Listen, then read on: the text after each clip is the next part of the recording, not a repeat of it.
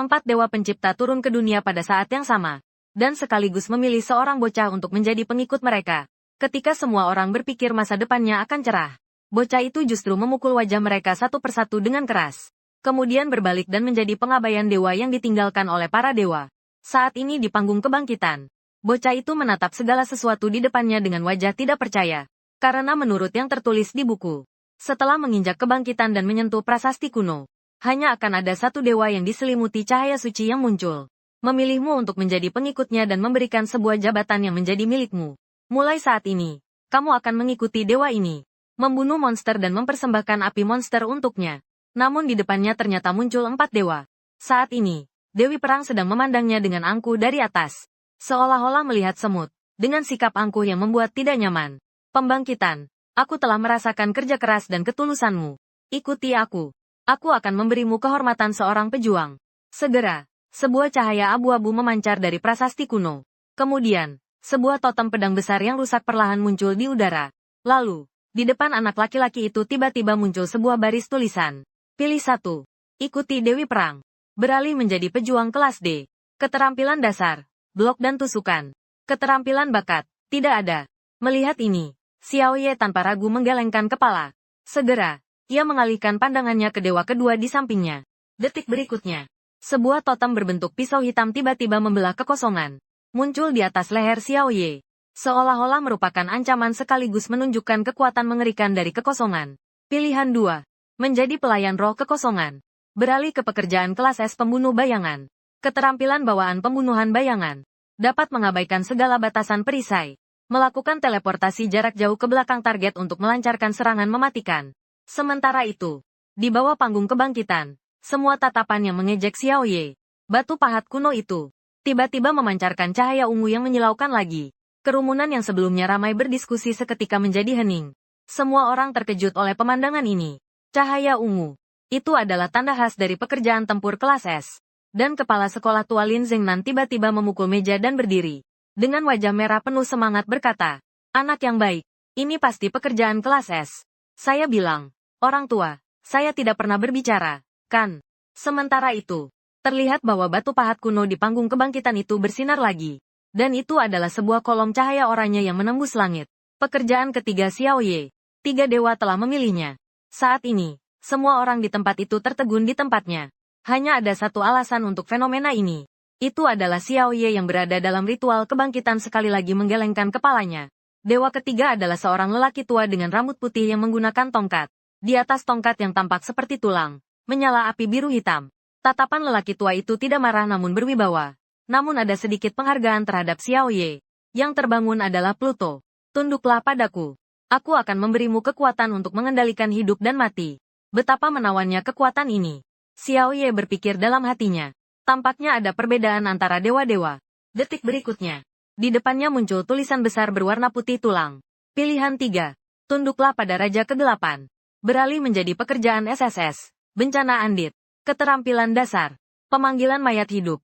Tulang belulang. Mekar kematian. Keterampilan bakat. Utusan Raja Kegelapan. Menjadi bawahan Raja Kegelapan. Tidak ada batasan jumlah untuk pemanggilan pelayan mayat hidup. Saat ini di luar altar kebangkitan. Semua orang hanya melihat batu persegi kuno itu. Meskipun demikian, muncul cahaya oranye yang menembus langit. Terlihat di atas alun-alun upacara kebangkitan.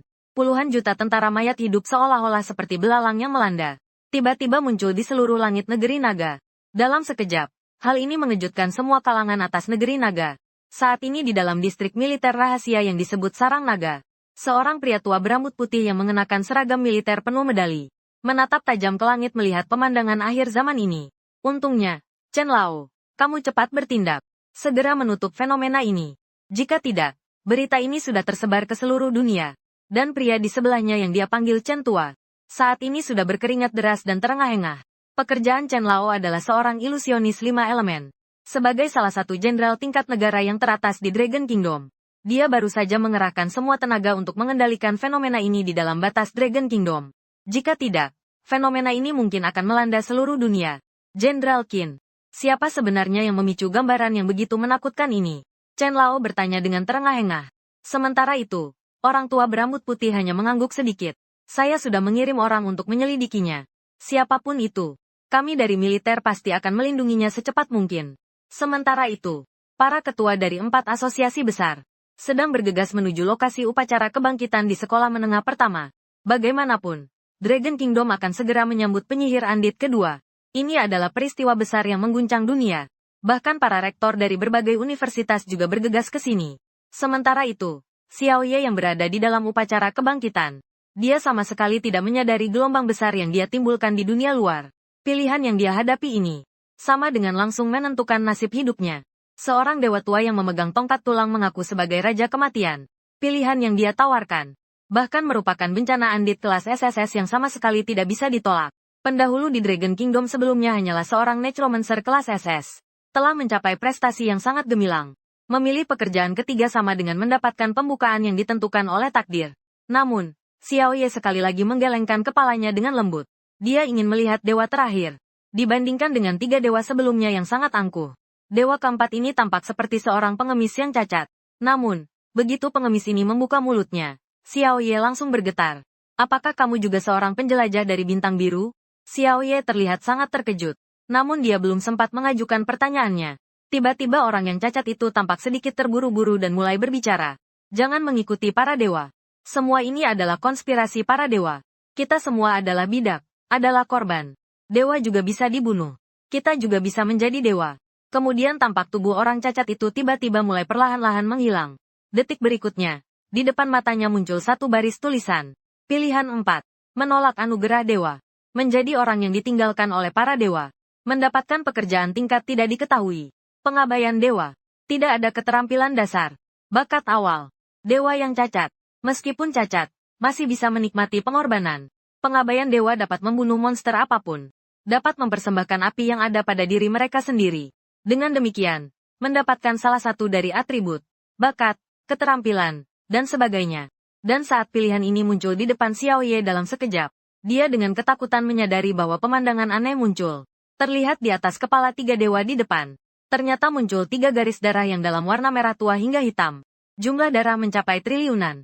Namun, itu muncul dengan begitu jelas di atas kepala mereka. Saat itu, pandangan dunia Xiao Ye benar-benar runtuh. Ternyata dewa juga memiliki garis darah. Ternyata manusia juga bisa menjadi dewa. Dalam sekejap, gelombang ketakutan melanda hati Xiao Ye. Saat ini, kedua tangannya tidak bisa menahan sedikit bergetar. Dia seketika memahami nilai dari bakat dewa cacat ini. Sebenarnya, manusia tidak bisa menikmati pengorbanan. Hanya dewa yang bisa menikmati pengorbanan. Pekerja yang terbangkit hanya bisa membunuh monster. Mengorbankan nyala api monster kepada dewa yang mereka ikuti. Hanya dengan begitu mereka bisa mendapatkan keterampilan baru dari dewa. Berkat seperti transfer kedua. Namun, meskipun cacat, status dewa tetaplah status dewa. Memiliki status dewa berarti bisa setara dengan para dewa ini. Juga dapat menikmati pengorbanan. Jadi, setelah membunuh monster, para pengabaian dewa tidak lagi mengorbankan kepada dewa, melainkan mengorbankan untuk diri sendiri. Semua atribut dan keterampilan dari monster tersebut dapat digunakan untuk diri sendiri. Meskipun awalnya hanya merupakan profesi dasar. Namun, ada kemungkinan pertumbuhan yang tak terbatas. Bahkan bisa menjadi dewa sejati. Memikirkan hal ini, Xiao Ye tanpa ragu mengulurkan tangannya ke arah pengabaian dewa. Pada saat yang sama, untuk mendapatkan bibit baik seperti Xiao Ye ini, para ketua dari 4 guild besar menawarkan syarat yang sangat menguntungkan. Namun, saat berbicara, sekali lagi, sebuah kolom cahaya muncul dari prasasti kuno di altar kebangkitan. Profesi keempat, Ketua Guild Black Eagle, Wang Meng, langsung terkejut dan tidak bisa menahan kekagumannya. Dulu ada yang pernah mendengar tentang seorang senior yang muncul dengan 2 pilihan saat terbangun. Namun, batu prasasti kuno itu ternyata memberikan Xiao Ye 4 pilihan profesi. Ini benar-benar belum pernah terdengar sebelumnya. Namun, melihat fenomena ini sepertinya hanya merupakan profesi tingkat C. Dengan munculnya tiang cahaya keempat yang menjulang tinggi. Sebuah totem berbentuk obor yang rusak juga bergabung dengan batu prasasti kuno. Sekali muncul 1 ungu, 1 oranye, 1 hitam. 4 totem dengan warna yang berbeda bersinar saling berinteraksi di sekitar Xiao Ye. Saat semua orang mengira dia akan memilih bencana Andit tingkat SSS. Detik berikutnya, terlihat sebuah obor yang hampir terbakar habis berputar di sekitar Xiao Ye. Kemudian, obor itu memasuki dahi Xiao Ye. Seketika seluruh arena menjadi gaduh. Kepala sekolah tua tiba-tiba membeku di tempatnya. Xiao Ye ternyata tidak memilih bencana Andit. Ketua 4 guild juga tertegun di bangku penonton. Melihat awan hitam terakhir di atas upacara kebangkitan perlahan-lahan menghilang. Setiap orang menunjukkan ekspresi tak percaya dan tidak dapat dipercaya.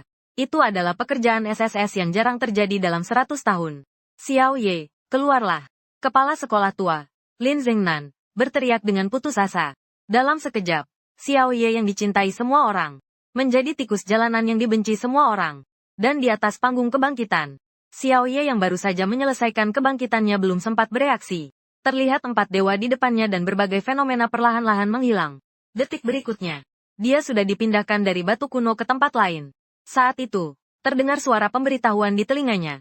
Para kebangkitan baru, kamu telah memasuki menara ujian. Ini adalah ujian akhir bagi setiap kebangkitan baru. Setiap lantai di dalam menara ujian memiliki ruangnya sendiri. Hanya dengan mengalahkan monster penjaga di lapisan ini, kita bisa menuju ke lapisan berikutnya. Buka panel atribut. Terlihat Xiao Ye memanggil dengan suara pelan. Setelah mendapatkan profesi, para penyadap dapat melihat panel atribut mereka sendiri. Kemudian, semua panel data Xiao Ye muncul di depan matanya. Ternyata sangat lemah. Bahkan Xiao Ye sendiri tidak bisa menahan diri untuk merasa terharu. Profesi pengabaian ilahi ini benar-benar seperti papan kosong. Keempat atribut awal, ketahanan, kekuatan, kelincahan, dan semangat semuanya hanya memiliki angka menyedihkan 5. Kesehatan dan serangan pertahanan juga lebih rendah daripada profesi D tingkat terendah. Periksa bakat dengan dewa yang cacat. Xiao Ye menyipitkan matanya dan berkata, bakat biasa dimulai dari tingkat terendah. Abu-abu, putih, hijau, biru. Kemudian ke level yang lebih tinggi. Ungu, oranye. Semakin tinggi levelnya, semakin kuat bakatnya. Namun, bakat dewa cacat Xiao Ye memiliki warna merah gelap yang aneh seperti darah. Segera di depan matanya muncul sebuah baris pengantar. Dewa yang cacat. Dewa yang ditinggalkan oleh para dewa. Meskipun cacat, masih bisa menikmati pengorbanan. Api pengorbanan dapat melengkapi dewa yang cacat. Semoga saya tidak salah memilih. Xiao Ye menggigit bibirnya dan kemudian memilih sebuah tombak dari kotak senjata di sampingnya. Saat itu, monster penjaga dari lantai pertama menara uji muncul di depan matanya. Terlihat bahwa itu adalah beberapa monster berbadan ramping dengan telinga runcing. Dengan kulit seluruh tubuh yang berwarna hijau menjijikkan, monster berbentuk manusia. Ternyata itu adalah goblin. Xiao Ye segera mengenali monster ini. Jenis ini bergantung pada kemampuan reproduksi yang kuat untuk mempertahankan spesiesnya. Goblin yang berdiri kokoh di jalan besar. Meskipun hampir merupakan monster terlemah. Namun bagi Xiao Ye yang atributnya hampir seperti papan kosong di depannya. Namun dia tetap tidak berani lengah sedikit pun. Xiao Ye menggenggam erat senapan panjang di tangannya dan mundur beberapa langkah dengan waspada. Totalnya ada 3 goblin. Begitu terjebak dalam situasi dikepung. Dengan tubuh kecil Xiao Ye saat ini, dia hampir akan dibunuh dalam sekejap. Namun untungnya, saat ini Xiao Ye bersandar pada sebuah pohon besar. Akar pohon raksasa yang menjulang dari tanah memberinya posisi yang menguntungkan untuk menyerang dari atas. Saat itu, salah satu goblin yang berada di depan tiba-tiba menyerang Xiao Ye. Menggenggam pedang besi berkarat, goblin itu mengayunkan ke arah Xiao Ye. Hanya terdengar suara dentingan. Xiao Ye memegang senapan panjang dengan kedua tangannya. Dia dengan tepat menggeser pedang besi di tangan goblin itu. Kemudian, dia mengamati kesempatan. Xiao Ye tiba-tiba menusukkan senapan panjangnya dengan keras ke tubuh goblin itu. Seketika membunuhnya. Melihat ini, 2 goblin yang tersisa menyerang Xiao Ye secara bersamaan. Namun, dia tampak tenang dan tidak terburu-buru. Sambil bergerak untuk menghindar. Sambil menggunakan tombak untuk memblokir. Meskipun ada 1 goblin menyerang dari kiri dan kanan secara bersamaan. Namun, mereka tidak berhasil menyerang Xiao Ye sama sekali. Sebaliknya, mereka secara bertahap kehilangan darah akibat serangan balik Xiao Ye yang terus-menerus memblokir. 5 menit kemudian, goblin terakhir perlahan-lahan meluncur dari ujung tombak Xiao Ye. Diiringi dengan 3 sinar cahaya putih berkumpul di atas kepala Xiao Ye. Levelnya langsung naik 1 tingkat. Dan pada saat itu, terlihat bahwa setiap goblin memiliki nyala api yang lemah di tubuhnya. Sepertinya inilah yang disebut api kehidupan. Tanpa ragu sedikit pun, Xiao Ye segera mengorbankan api kehidupan ini untuk dirinya sendiri. Setelah 3 pengorbanan api kehidupan, saat ini, sebuah suara merdu terdengar di telinganya. Mendapatkan kata kunci bakat, Barbar de Tier. Atribut kekuatan meningkat 100. Menjadi. Xiao Ye segera merasa sangat gembira. Dan saat ini, Xiao Ye memiliki total 105 poin kekuatan. Kekuatan serangannya langsung meningkat menjadi 135. Apakah ini rasanya menikmati pengorbanan? Xiao Ye tidak bisa menahan diri untuk melihat ke arah panel bakatnya yang memiliki dewa yang cacat itu. Hanya sebuah dewa yang cacat sudah bisa mendapatkan efek pengorbanan yang begitu kuat. Para dewa yang memiliki dewa yang utuh itu setiap hari menikmati pengorbanan dari banyak pengikut. Betapa mengerikannya peningkatan yang mereka dapatkan. dan mereka memberikan pengikut mereka hanyalah beberapa keterampilan dan perubahan kelas. Saat ini, Xiao Ye memegang tombak dan terus berjalan ke dalam hutan. Ruang di lantai pertama masih sangat luas.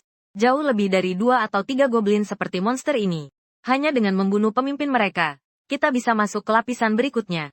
Tak lama kemudian, Xiao Ye kembali menemukan jejak sekelompok kecil goblin.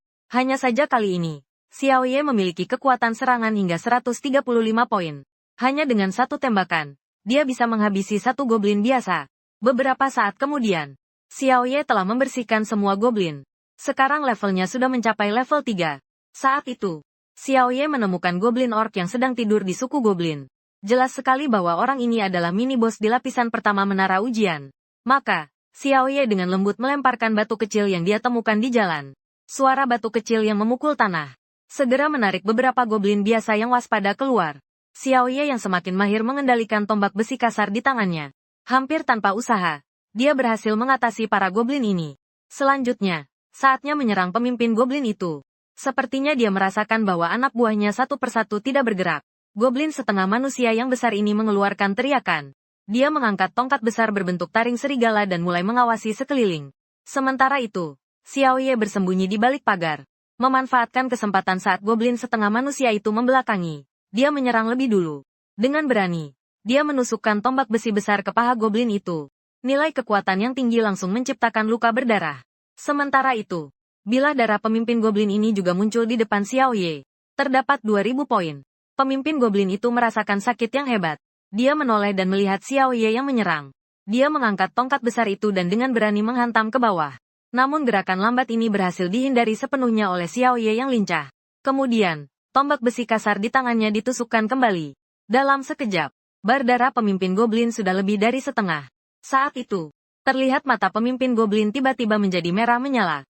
Seolah-olah telah memasuki keadaan amuk. Kekuatan serangan tiba-tiba meningkat pesat. Saat ini, pemimpin goblin mengayunkan lengan kekar menuju Xiao Ye. Namun Xiao Ye dengan tenang membungkuk. Kemudian mengangkat tombak di tangannya dan menusukkan dengan keras ke leher pemimpin goblin. Dalam sekejap, kerusakan besar muncul. Serangan pada titik lemah akan menyebabkan kerusakan 2 kali lipat. Untuk monster goblin yang rakus dan tirani ini, Xiao Ye tidak memiliki sedikit pun rasa kasihan. Tombak di tangannya ditusukkan dengan sudut yang sempurna secara beruntun. Diiringi dengan satu persatu kerusakan dari kelemahan yang muncul. Pemimpin goblin yang bertubuh besar ini jatuh dengan keras. Bos kecil tingkat elit memberikan banyak pengalaman. Biarkan Xiao Ye maju 2 level berturut-turut. Dan api yang muncul di tubuh goblin setengah manusia ini juga jauh lebih besar dibandingkan goblin biasa lainnya. Api pengorbanan pemimpin goblin. Xiao Ye dengan tegas mulai melakukan pengorbanan dengan menyentuh pemimpin goblin menggunakan ujung tombaknya. Seketika, sebuah baris petunjuk muncul di depan Xiao Ye. Pengorbanan api pemimpin goblin berhasil. Mendapatkan keterampilan tingkat B, kemarahan. Setelah Xiao Ye mendapatkan keterampilan kemarahan, saat itu, dia segera memeriksa panel keterampilannya. Kemarahan tingkat B. Keterampilan unik para orc. Setelah diaktifkan, kerusakan dan kecepatan serangan meningkat 30. Namun, setelah efeknya berakhir, akan terjebak dalam keadaan lemah untuk beberapa waktu. Pertahanan berkurang 50. Saat itu, di depan Xiao Ye muncul lagi sebuah baris teks. Apakah akan menghabiskan 10 titik api untuk memperkuat keterampilan ini? Xiao Ye langsung terkejut. Ternyata api juga bisa memperkuat keterampilan, maka dia dengan tegas memilih untuk memperkuat.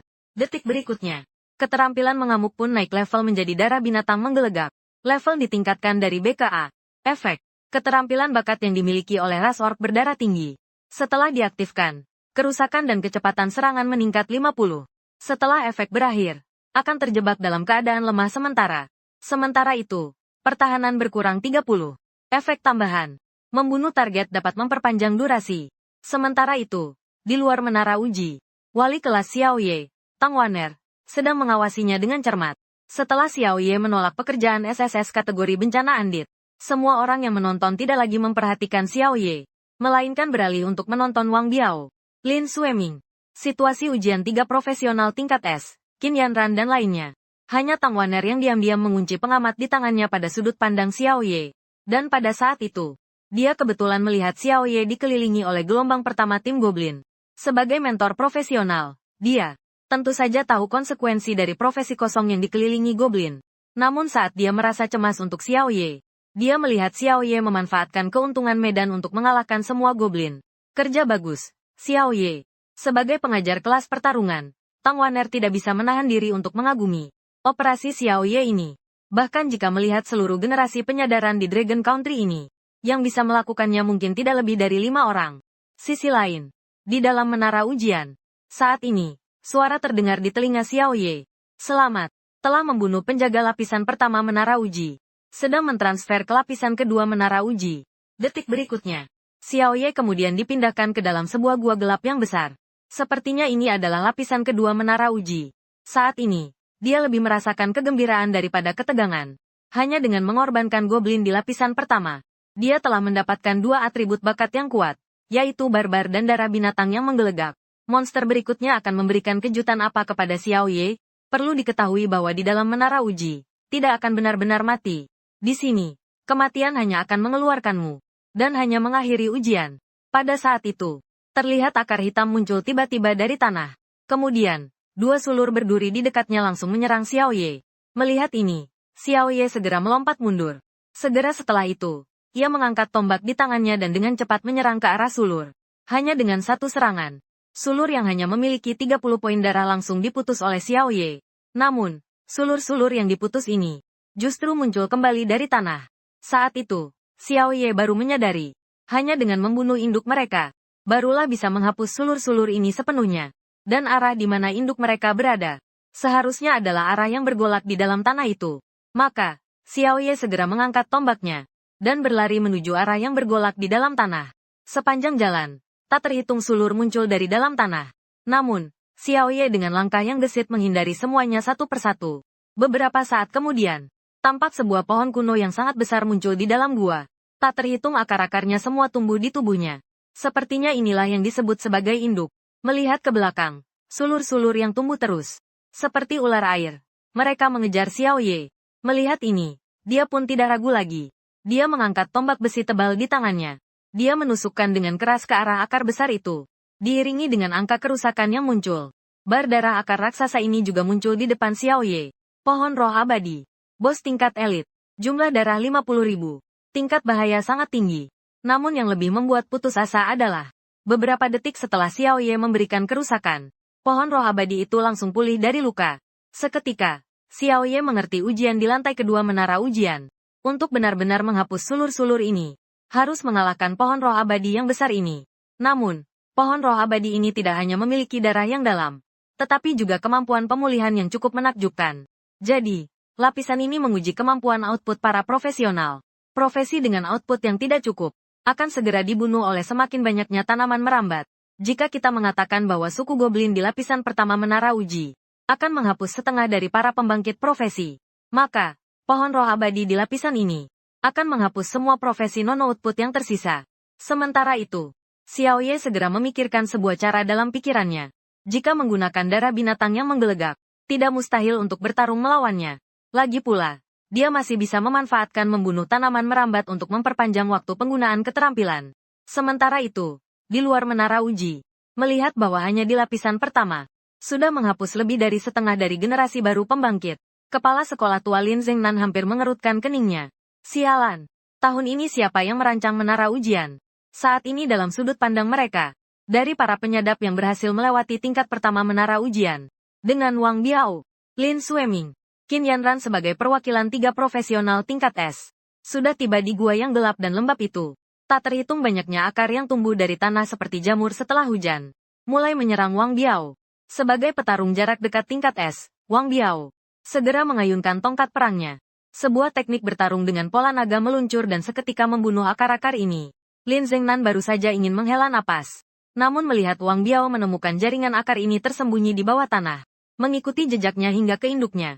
Akar pohon induk yang besar muncul dalam momen itu di layar. Semua orang yang hadir tidak bisa menahan diri untuk berseru. Bukankah itu adalah roh pohon abadi? Barang ini bahkan sulit dibunuh oleh para profesional level 10. Mantan kepala sekolah Lin Zhengnan bahkan tidak bisa menahan diri untuk mengumpat. Bagaimanapun, dia sangat tahu betapa sulitnya membunuh roh pohon abadi.